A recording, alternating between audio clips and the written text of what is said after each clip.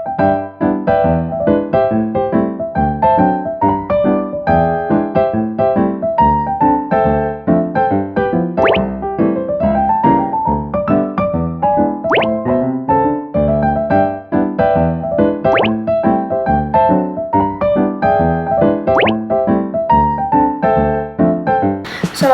warahmatullahi wabarakatuh. Salam sejahtera bagi kita semua. Perkenalkan, kami dari kelompok yang terdiri dari 4 orang, di antaranya Azahra Nadira, Dewi Haryati, Femalia Esa, dan Tia Ayu Prihatini. Di sini kami akan mempresentasikan studi kasus berjudul shutdown pabrik otomotif PT Garuda Motor akibat serangan ransomware. Tanpa berlama-lama, kita lanjut ke presentasinya. Setelah melakukan analisis terhadap kondisi perusahaan, kami mengidentifikasi 5 kategori risiko utama yang perlu menjadi perhatian. Pertama adalah risiko keamanan cyber, yaitu ancaman seperti ransomware, phishing, malware, sehingga akses tidak sah dan dapat mengganggu sistem dan menyebabkan kebocoran data. Kedua, risiko operasional, yaitu risiko tergantungnya proses produksi akibat gangguan pada sistem IT maupun OT. Kerusakan perangkat atau downtime terdampak pada produktivitas. Ketiga adalah risiko supply chain, yaitu potensi gangguan yang telah dari vendor, supplier, maupun pihak ketiga yang memiliki akses ke perusahaan sistem. Keempat, risiko kepatuhan dan kerahasiaan, yaitu risiko tidak terpenuhinya regulasi atau standar keamanan informasi sehingga dapat menimbulkan sanksi hukum maupun kebocoran informasi penting. Terakhir adalah risiko reputasi, yaitu menurunnya kepercayaan pelanggan, mitra maupun bisnis maupun investor apabila terjadi insiden keamanan cyber. Yang kedua itu roadmap perbaikan 30, 60, 90 hari. Fokus 30 hari pertama adalah mengurangi risiko yang paling kritis. Aktivitas yang dilakukan meliputi memisahkan jaringan IT dan OT agar serangan tidak mudah menyebar. Yang kedua, melakukan vulnerability scanning terhadap seluruh endpoint. Yang ketiga, mengimplementasikan multi-factor autentifikasi atau MFA. Yang keempat, melakukan patch management pada server dan sistem yang memiliki rentangan tinggi. Yang terakhir, memberikan pelatihan security awareness serta simulasi phishing kepada seluruh karyawan. 60 hari fokusnya ke penguatan counter keamanan. Pada tahap kedua, fokus beralih pada peningkatan kemampuan identifikasi respon. Langkah-langkahnya meliputi implementasi endpoint detection dan responder atau EDR. Yang kedua, implementasi SIEM untuk sentralisasi log dan monitoring keamanan. Yang tiga, melakukan uji disaster recovery untuk memastikan proses pemulihan berjalan dengan baik. Dan yang terakhir, audit keamanan terhadap sistem MES dan sistem operasional lainnya. Tahap ini bertujuan agar perusahaan tidak hanya mampu mencegah serangan, tetapi tidak mendeteksi dan merespon insiden secara cepat. 90 hari fokusnya ke peningkatan maturity security. Pada terakhir, perusahaan mampu membangun keamanan yang lebih matang. Program yang dilakukan meliputi implementasi konsep Zero Trust Security. Yang kedua, segmentasi jaringan IT dan OT secara keseluruhan. Yang ketiga, audit keamanan terhadap vendor dan OEM. Yang terakhir, persiapan menuju sertifikasi ISO 27001. Dengan tahap ini, perusahaan memiliki fondasi keamanan yang lebih kuat dan keberlanjutan. Terus slide ketiga, rekomendasi perbaikan 30-90 hari. Rekomendasi ini disusun berdasarkan tingkat prioritas dan dampak terhadap keamanan perusahaan.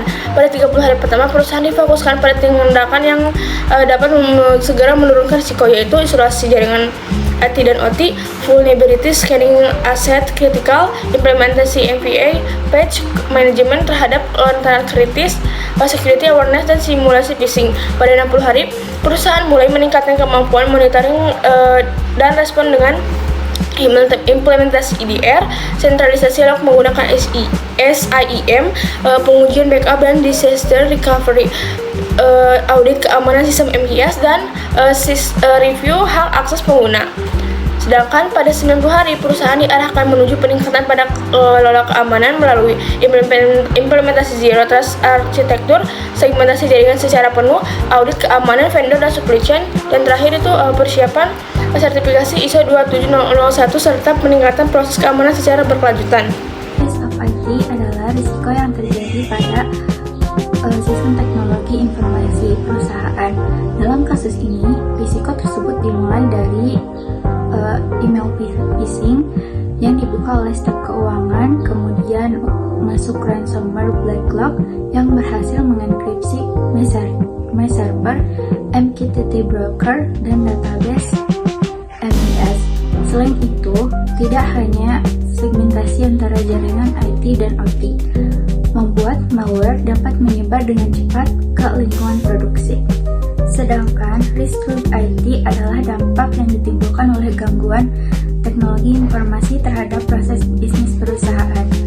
Akibat serangan tersebut menyebabkan malware berhasil masuk ke jaringan perusahaan, menyebabkan shutdown pabrik selama 4,5 hari, produksi tidak dapat berjalan, dan data mesin tidak terkirim ke sistem MES.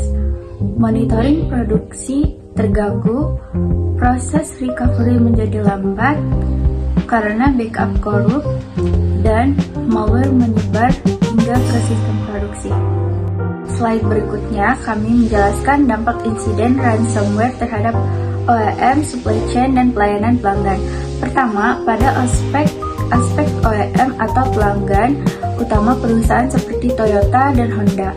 Produksi yang berhenti selama 4,5 hari menyebabkan pengiriman produk menjadi terlambat. Target produksi OEM juga terganggu karena pasokan komponen tidak tersedia sesuai jadwal. Selain itu, data engineering drawing milik OEM itu terenkripsi sehingga berpotensi melanggar perjanjian kerahasiaan atau NDA. Kedua, pada aspek supply chain, karena MES tidak dapat mengirim jadwal produksi, supplier tidak memperoleh informasi kebutuhan material secara real time. Hal ini menyebabkan keterlambatan pengiriman bahan baku dan mengganggu aliran produksi akibat shutdown pabrik. Ketiga, pada aspek pelayanan, keterlambatan produksi berdampak langsung pada pelanggan karena pengiriman kendaraan atau komponen menjadi terlambat. Keluhan pelanggan meningkat, target service level agreement atau SLA tidak tercapai, dan informasi status pesanan tidak dapat diakses atau secara real time. Selanjutnya, saya akan menjelaskan mengenai dampak yang ditimbulkan akibat gangguan sistem terhadap operasional perusahaan. Pertama, dampak terhadap produksi. Akibat sistem yang tidak dapat digunakan, 3 pabrik harus menghentikan operasionalnya atau mengalami full shutdown. Selama kurang lebih 4,5 hari, perusahaan kehilangan sekitar 5.200 unit produksi, sehingga target produksi tidak tercapai. Kondisi ini menyebabkan proses operasional baru dapat kembali berjalan setelah seluruh sistem berhasil dipulihkan. Dari sisi keuangan, perusahaan mengalami kerugian sebesar 62 miliar rupiah. Selain itu, pembayaran tebusan sebesar 400 miliar rupiah juga tertunda, dan perusahaan harus mengeluarkan biaya tambahan untuk proses pemulihan sistem serta operasional, sehingga total biaya recovery menjadi semakin besar. Selanjutnya, pada aspek supply chain, proses pengiriman produk mengalami keterlambatan atau delay shipment. Hal ini menyebabkan distribusi kepada pelanggan terganggu dan bahkan memicu dilakukannya audit oleh pelanggan utama, yaitu Toyota dan Honda, untuk memastikan keandalan operasional perusahaan. Kemudian, dari sisi safety atau keselamatan kerja, sistem robot otomatis masuk ke dalam safety mode sebagai langkah pengamanan. Selain itu, terdapat potensi AGV menghambat jalur evakuasi yang dapat menimbulkan kondisi near miss atau hampir terjadi kecelakaan. Terakhir, dampak terhadap reputasi perusahaan. Keterlambatan pengiriman menyebabkan tingkat kepercayaan pelanggan menurun dan citra perusahaan sebagai pemasok yang andal ikut terdampak. Oleh karena itu, perusahaan perlu meningkatkan keamanan cyber dan memperkuat keandalan operasional untuk membangun kepercayaan pelanggan. Berdasarkan dampak-dampak tersebut, dapat disimpulkan bahwa serangan ransomware tidak hanya mengganggu sistem teknologi informasi, tetapi juga berdampak luas terhadap proses produksi, kondisi keuangan, rantai pasok, sehingga akses keselamatan kerja di perusahaan. Selanjutnya, kami mengusulkan 5 Key Performance Indicator atau KPI sebagai tolak ukur untuk meningkatkan ketahanan keamanan cyber dan memastikan kejadian serupa tidak terulang. Yang pertama adalah recovery time objective, yaitu target waktu pemulihan sistem maksimal 8 jam setelah terjadi gangguan. Semakin cepat sistem dipulihkan, maka semakin kecil dampaknya terhadap operasional perusahaan. KPI kedua adalah backup success rate, dengan target 100% proses backup berhasil dan dilakukan uji restore setiap bulan. Hal ini bertujuan memastikan data benar-benar dapat dipulihkan ketika terjadi insiden. Ketiga adalah phishing awareness rate, yaitu tingkat keberhasilan pelatihan keamanan cyber bagi karyawan. Targetnya adalah tingkat kelulusan minimal 95% dengan tingkat klik pada email phishing tidak lebih dari 5%. Sehingga resiko serangan melalui faktor manusia dapat diminimalkan karena insiden ini juga berasal dari karyawan yang mengklik email phishing. KPI yang keempat adalah memisahkan jaringan IT dan OT menggunakan VLAN atau firewall. Pemisahan jaringan ini bertujuan mencegah penyebaran serangan dari satu sistem ke sistem lainnya.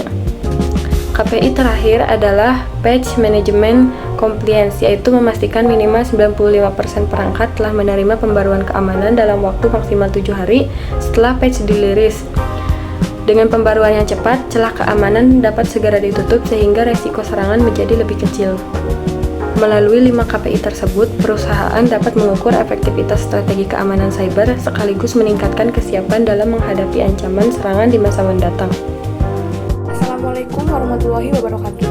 Perkenalkan, nama saya Tia Ayu Prihatini dari SIHNFC 2024-01. Di sini saya akan menjelaskan slide ke-10, yaitu perhitungan resiko, people, proses, dan teknologi.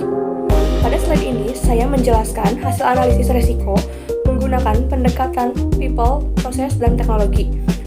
Pendekatan ini digunakan untuk mengetahui faktor apa saja yang menyebabkan serangan ransomware dapat melumpuhkan seluruh operasional pada PT Garuda Motor. Bisa kita lihat, yang pertama itu ada people, resikonya itu staf membuka email phishing. Di dalam studi kasus dijelaskan bahwa serangan dimulai pada Senin pukul 2.15 ketika seorang staf bagian keuangan membuka email phishing yang berisi file invoice PDF Excel. Sekilas, file tersebut terlihat seperti dokumen PDF biasa, padahal sebenarnya merupakan file aplikasi Excel yang mengandung malware. Ketika file dibuka, malware langsung aktif dan memberikan akses awal kepada penyerang untuk masuk ke jaringan perusahaan.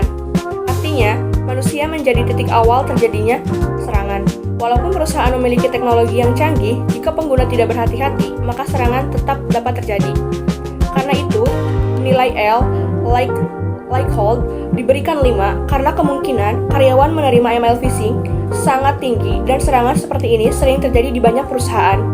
Nilai impact juga 5 karena satu kesalahan pengguna menyebabkan seluruh sistem perusahaan terganggu.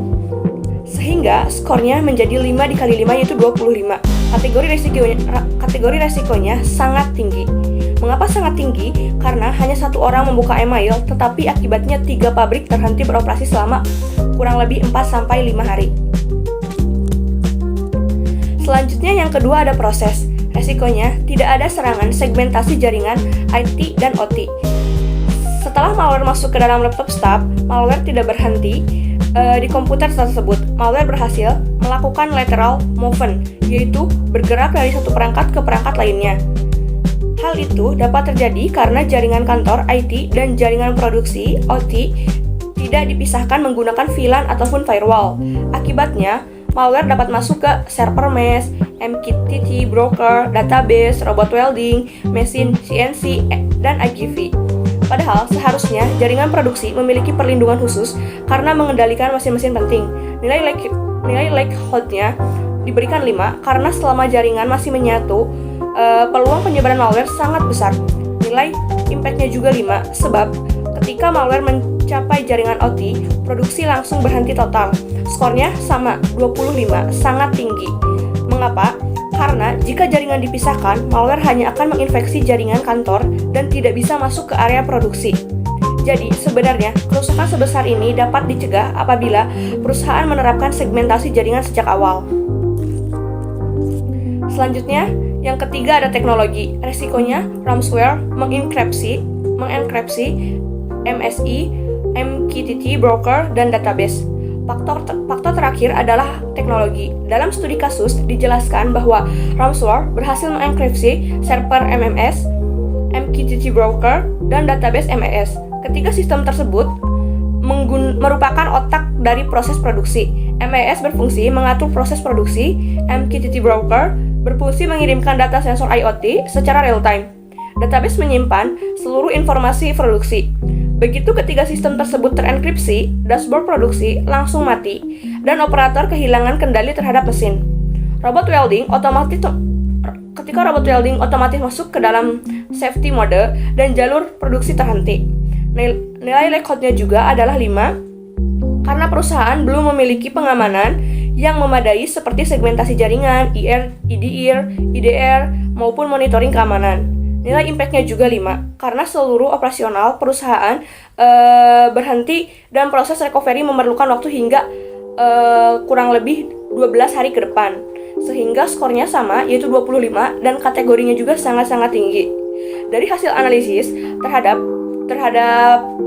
studi kasus tersebut, bahwa ketiga faktor yaitu people, proses, dan teknologi sama-sama memiliki tingkat risiko yang sangat tinggi dengan skor 25. Hal ini menunjukkan bahwa penyebab insiden bukan hanya karena ransomware, tetapi juga karena lemahnya kesadaran pengguna, kurangnya pengamanan proses, bisnis, dan juga belum optimalnya teknologi keamanan yang diterapkan perusahaan.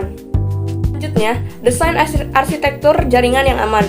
Slide ini menunjukkan bahwa rancangan arsitektur jaringan lebih aman sebagai rekomendasi agar serangan seperti pada PT Garuda Motor tidak terjadi lagi. Arsitektur ini membagi jaringan menjadi beberapa lapisan atau layer, sehingga apabila satu bagian diserang, bagian lain tetap terlindungi. Yang pertama itu ada internet layer. Komponennya itu ada internet. Layer ini merupakan jalur komunikasi perusahaan dengan dunia luar. Semua email, website, cloud, dan koneksi pelanggan berasal dari internet. Karena berasal dari luar perusahaan, layer ini memiliki resiko ancaman paling tinggi. Selanjutnya yang kedua itu ada security layer. Komponennya itu ada Next Generation Firewall atau NGFW. Firewall merupakan benteng pertahanan pertama perusahaan. Fungsinya adalah yang pertama untuk menyaring seluruh lalu lintas data yang masuk dan keluar. Yang kedua memblokir akses tidak sah. Yang ketiga mendeteksi malware. Yang keempat mencegah hacker masuk ke jaringan internal. Jika firewall bekerja dengan baik, email berbahaya seperti invoice, PDF, exe dapat dideteksi sebelum sampai ke komputer karyawan. Yang ketiga ada di DMZ layer. Komponennya itu ada web server dan VPN gateway. DMZ adalah demilitarized zone. Adalah zona perantara antara internet dan jaringan internal perusahaan. Fungsinya adalah untuk menempatkan layanan yang dapat diakses dari luar. Yang kedua, mencegah hacker langsung masuk ke jaringan perusahaan. Misalnya, website perusahaan diretas, hacker hanya masuk ke DMZ dan tidak langsung memperoleh akses ke server produksi. VPN gateway juga memungkinkan karyawan mengakses sistem dari luar aman melalui koneksi terenkripsi. Selanjutnya yang keempat ada jaringan IT VLAN 10 berisi SAP atau 4 HANA. Yang kedua ada email server. Yang ketiga ada VCOFICE. Layer ini digunakan untuk aktivitas administrasi perusahaan seperti keuangan, HR, email, ERP. Inilah jaringan tempat staf keuangan bekerja. Pada studi kasus malware pertama kali masuk ke layer ini melalui email phishing. Yang kelima itu ada layanan pendukung IT, berisi Advanced Directory atau DNS, File Server, dan Print Server. Fungsinya adalah Active Directory mengatur akun pengguna dan hak akses. DNS adalah menerjemahkan nama server menjadi alamat IP. File Server menyimpan dokumen perusahaan. Print Server mengelola seluruh printer perusahaan. Dengan memisahkan layanan ini, keamanan dan pengelolaan sistem menjadi lebih baik. Selanjutnya yang keenam, ada jaringan OT atau VLAN 20. Ini bagian paling penting, berisi MES server, MQTT broker, robot welding, CNC machine, dan IGP. Database MES. Semua perangkat ini mengendalikan proses produksi. Pada kasus PT Garuda, ransomware berhasil mencapai jaringan ini sehingga seluruh produksi berhenti. Karena itu, jaringan OT harus dipisahkan dari jaringan IT menggunakan VLAN dan firewall. Apabila suatu saat jaringan kantor terkena virus, jaringan produksi akan tetap aman. Selanjutnya ada backup layer. Komponennya itu ada backup server, offline, ataupun air gap. Inilah perbaikan paling penting. Pada studi kasus dijelaskan bahwa backup MES ikut rusak korup sehingga proses pemulihan menjadi sangat lama. Oleh karena itu, perusahaan disarankan menggunakan offline backup atau air gap backup, yaitu backup yang tidak selalu terhubung ke jaringan utama. Jika ransomware menyerang server utama, backup tetap aman dan bisa digunakan untuk proses pemulihan dengan cepat. Melalui arsitektur jaringan ini, setiap bagian jaringan dipisahkan berdasarkan fungsi. Firewall menjadi pelindung utama dari ancaman luar, DMZ mengisolasi layanan publik, jaringan IT dan OT dipisahkan menggunakan VLAN sehingga malware tidak mudah menyebar. Dan backup offline memastikan data dapat dipulihkan apabila terjadi serangan ransomware. Dengan desain ini, jika insiden serupa terjadi, dampaknya tidak sampai melumpuhkan seluruh operasional pabrik, seperti pada kasus PT Garuda Motor. Mungkin cukup sekian presentasi dari kami, kurang dan lebihnya mohon maaf. Wassalamualaikum warahmatullahi wabarakatuh.